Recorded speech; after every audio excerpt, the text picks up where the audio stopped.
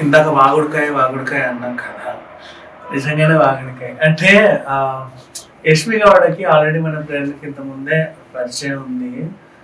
లోపలికి వెళ్ళింది, రాగానే వామ్మో యష్మి అని చెప్పేసి ఈవిడ వెళ్ళి వాటేసుకోవడం ట్రై చేస్తే, వద్దు బాబు నువ్వేంటి నా దగ్గరికి వస్తున్నావు అని అటు ఇటు ఇటు తిరిగే ప్రయత్నం అయితే చేసింది. ఏంటంటే బామ్మ తల్లి బాగు బయట నిన్ను వాగుడే, లోపల వాగుడే, నన్ను ఇక్కడన్నా ప్రశాంతంగా ఉంది నీవా కొన్ని రోజులు అంటే నీ వాగుడు భరించలేక నేను ఇక్కడికి వచ్చినట్టుగా యశ్వి చెప్పడం అంటే చాలా క్యూట్ గా ఉంది. వాళ్ళిద్దరు మంచిగా ఫ్రెండ్షిప్ రిలేషన్. కానీ ఏమో తెలియదు బాబోయ్, అంటే ఈవిడ ఫస్ట్ డేనే దూరం పెట్టింది అంటే రేపటి రోజు లోపల వీళ్ళు అంటే ఈ సొంత ఫ్రెండ్స్ కి ఏమన్నా గొడవ రావచ్చు. మేబీ అదే మనకి మాట్లాడుకోవడానికి ఒక సపరేట్ కంటెంట్ అయి ఉండొచ్చు కొన్నాళ్ళ పాటు. అంటే ఉంటది కదా బిగ్ బాస్ గురించి మాట్లాడడానికి ఏముంటాయి చెప్పు. వీళ్ళు వాళ్ళని కొట్లాడుకున్నారు, వాళ్ళు వీళ్ళతో కొట్లాడుకున్నారు, అంటే సొంత ఫ్రెండ్స్ విడిపోయారు అంటే అది ఇంకా చాలా మంచి టాపిక్ చెప్పాలి అంటే మనలాంటి వాళ్ళకి. అట్లాంటి వీళ్ళు విడిపోవాలని నేను కోరుకోవట్లేదు. కాకపోతే తనైతే లోపలికి ఎంట్రీ ఇచ్చింది అండ్ చాలా క్యూట్ గా మన ప్రేరణ లోపల రాగానే అంటే మనసులోనే బాగున్నా మిగతా వాళ్ళందరూ కూడా హే వావ్ సూపర్ కేవ్ కేక అని చెప్పేసి అంటారు. కానీ లోపల మనకి ఏది అనిపిస్తుంది చెప్పడం చాలా గ్రేట్. లోపల రావడం చూస్తే ఏంటి ఇదేదో అడవిలాగా నేషనల్ జియోగ్రఫిక్ ఛానల్ లాగా జంతువులాగా ఉంది అని చెప్పేసి ఆవిడ. నిజంగా నాకు నాగార్జున గారు ఫస్ట్ టైం హౌస్ లోకి ఎంటర్ అయ్యి ఇవన్నీ పరిచయం చేసినట్టు నాకు అలాగే అనిపించింది. అంటే నీకు అలా అనిపించిన పాపానికి ఆవిడకి అలా అనిపించిన పాపానికి నువ్వు వాడికి సపోర్ట్ చేస్తావేంట్రా అని మాత్రం కామెంట్లు పెట్టారు. అదేం లేదు అంటే కొంతమందికి నేషనల్ లోపల ఏం నిజంగా ఏంట్రా బాబు ఇలా ఉంది కుర్చీ, అమ్మో దీంట్లో నేను కూర్చోవాలా అని లోపల అనుకుంటా, wow Bigg Boss super chair అని కూర్చునే వాళ్ళు కూడా చాలా మంది ఉంటారు. అట్లా కాకుండా లోపల ఏదనిపిస్తే అది బయట పెడుతుంది కదా జెన్యూనిటీ. సో ఆవిడ హ్యాపీగా బయట పెట్టిందనే చెప్పుకోవచ్చు. సో ఈ విషయాన్ని అయితే నేను సమర్థిస్తా. సో అలాగే ఇక గెస్టులు రానే వచ్చారు, రానా గారు అలాగే నివేత అండ్ టీమ్ మెంబర్స్ అందరూ. వీళ్ళందరూ ఒక అద్భుతమైన సినిమా తీశారు 35 అని.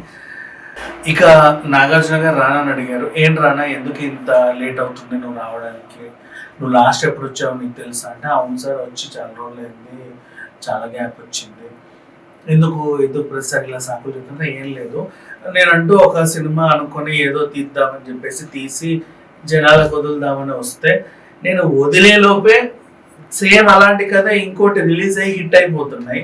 తర్వాత నేను రిలీజ్ చేస్తాను నువ్వు కాపీ కొట్టావు కదా నన్ను అంటారు కదా, అట్లాగా అనిపిస్తుంది సార్. నేను ఏ స్టోరీ అయితే అనుకుంటున్నానో నేను ఒప్పుకుంటున్నాను, నేను తీసి ఆల్రెడీ షూట్ కూడా అయిపోతున్నాయి, నాది రిలీజ్ అయ్యేలోపు ఇలాంటి కంటెంట్తోనే కొత్త కొత్త సినిమాలు వచ్చేస్తాయి, నన్ను ఏం చేయమంటావు చెప్పు అంటే, బాబు ఇలాంటి విషయాలు అందరికీ అవుతాయి, నాకు అవుతాయి, నీకు అవుతాయి, కొంచెం జాగ్రత్తగా చూసుకో అని చెప్పి ఆయన ఎంతకు ధైర్యం చెప్పాడు. సరే ఇదంతా పోనీ ఇప్పుడు ఎందుకు వచ్చావు, ఏ సినిమా గురించి వచ్చావు చెప్పు అని అడిగితే, లేదు ఈసారి నేను చాలా కొత్త కంటెంట్తో ఎంత కొత్తదంటే అంత కొత్తది, ఇప్పుడే సీల్ పీస్ అలా తీసినట్టు ఉంటుంది. 35 అంటే నీ ఏజా హీరోయిన్ ఏజ్ అంటే అదేం లేదు. 35 అంటే మ్యాథ్స్లో మార్కుల సంగతి. ఇది ఎందుకు నాకు బాగా కనెక్ట్ అయిపోయింది. నాకు చిన్నప్పుడు తెలుసా మ్యాథ్స్ అంటే నాకు అసలు పడేదే కాదు, నాకు అన్ని బాగా వచ్చు కానీ మ్యాథ్స్ అంతెందుకు మన పబ్లిక్ స్కూల్లో కూడా నేను ఫెయిల్ అయింది అందుకే మ్యాథ్స్ విషయంలోనే. తర్వాత నాకు అర్థమైంది ఏదో నేర్చుకున్నాను, మరి ఇప్పుడు బిజినెస్లో ఎందుకు ఇంత బాగా ఎదిగేవన్నా సరే సార్ బిజినెస్ ముందు తర్వాత స్టడీ ఏదో తర్వాత నేర్చుకున్నా, ఇప్పుడు ఆ గోల్ అంతా మీకు ఎందుకు, నేను చెప్పాలని చెప్తా వినకుండా ఆ నాగార్జున చెప్పు నేను వింటాను, ఆయన కూడా విన్నాడు. ఈయన చెప్పిన విషయం ఏంటంటే, అప్పుడెప్పుడో నేను చదువుకునే రోజులు నాకు మ్యాథ్స్ అంటే పడేది 35 మార్క్స్ వస్తే అసలు పెద్ద యుద్ధం సార్ అది. నేను మొత్తం ఈ హైదరాబాద్ అందరినీ కూర్చోబెట్టి శంషాబాద్ ఎయిర్పోర్ట్ గురించి పెద్ద ఎత్తున పార్టీ ఇచ్చేవాడిని, అంత గొప్పగా జరుపుకునే వాళ్ళం. ఆ 35 మార్క్స్ నాకు ఎప్పుడు వచ్చేవి కాదు. 35 అంటే ఇది, 35 అంటే నేను, ఇలా చాలా కలలు కన్నాను. ఇప్పుడు ఈ అబ్బాయి ఏదో స్టోరీ పట్టుకొని మ్యాథమెటిక్స్ 35 అని ఓ మై గాడ్ అని నాకు చాలా ఎమోషనల్ అయిపోయాను. నాకు గత జీవితం అంతా గుర్తొచ్చింది, నా బాల్యం నాకు గుర్తొచ్చింది. అందుకే ఆనందం తట్టుకోలేక ఉన్న సొమ్మంతా దారపోసి దీని మీద నేను ప్రొడక్షన్ చేశాను. ఈ సినిమా రేపో మప్ప విడుదల అవబోతుంది. దీని ప్రమోషన్స్ కోసం మేము వచ్చాను. ప్రజెంట్ ఈ కథలన్నీ నన్ను అడగకుండా, నా పర్సనల్ డీటెయిల్స్ నన్ను అడగకుండా మేము ఎందుకైతే వచ్చామో మా సినిమాని మీరు ప్రమోషన్ చేసి ఎలాగబెట్టండి, మాకు అదే మహాప్రసాదం అని ఈయన కోరుకుంటే, నాగార్జున గారు కూడా సరే బాబు నిన్ను 1 వారం రోజులు కొంపలోకి పంపిస్తూ ఉంటావా అని తెప్పించి నేను ఉండను, 3 రోజులు నిన్ను పంపిస్తూ ఉంటాను తెప్పించి నేను ఉండను. ఏం లేదు సార్ నేను అట్లా ఉండాలంటారా కంపల్సరీ అంటారు, ఏం లేదురా బాబు సరదాగా అన్నాను, ఇలా వెళ్ళి అలా రండి, వాళ్ళని అలరించి రండి అని చెప్పేసి చెప్పాడు. వీళ్ళు లోపలికి వెళ్ళి బాటిల్ని అటు వేసి కొట్టు, ఇటు వేసి కొట్టు, నువ్వు ఇటు జరిపితే ఇంత, అటు జరిపితే ఇంత, నీకు మార్కులు ఇస్తాను ఒక టాస్క్ పెట్టుకొని వెళ్ళారు. మొత్తానికైతే గెలిచారు, ఓడిపోయారు. ఓడిపోవాల్సిన మొహానికి ఆ షేవింగ్ ఫోమ్ ఉంటుంది కదా, దాని మొహానికి వేసి రుద్ది అన్నం అంటే, ఇప్పుడే కదా మేకప్ వేసుకొని వచ్చాను, ప్లీజ్ ఎందుకండి అంటే, ఏదో ముక్కు కల రుద్ది వదిలేస్తాంలే అని ఇద్దరిని పాపం ఆ అబ్బాయిని అలాగే ఈ పిల్లని కొంచెం కన్విన్స్ చేస్తే ఏదో రకంగా నెట్టుకొచ్చారు. అది ఓవరాల్ జరిగింది. ఈ పిల్లని అంటే ప్రేరణ అండి, ఇంకేమన్నా కాదు.